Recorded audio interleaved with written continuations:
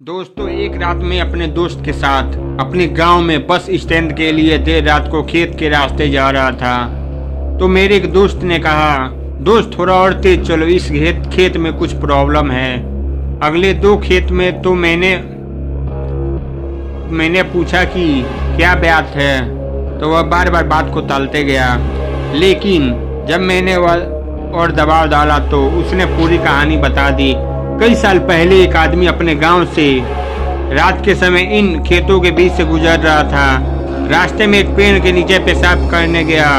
इसके बाद वह कुछ दूर चला ही था कि उसे एक बच्चे के रोने की आवाज़ सुनाई दी। उसने सोचा कि रात के चौकीदार का बच्चा होगा, लेकिन तभी उसे याद आया कि यह क्षेत्र राजेंद्र का है, जो 3 साल पहले यहाँ फांसी लगाकर मर गया था।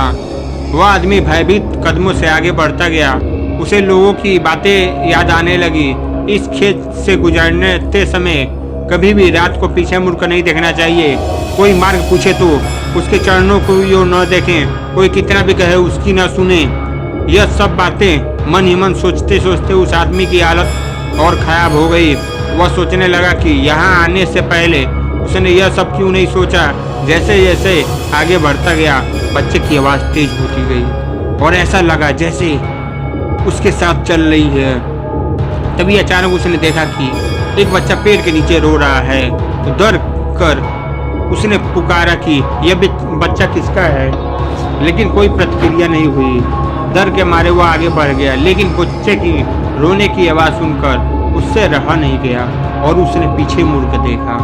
उसने देखा कि झूले में बच्चा उसके पीछे है। दयावश इस बच्चे को गोद में लेकर वह भागने लगा। थोड़ी देर बाद वह बच्चा उसे भारी लगने लगा।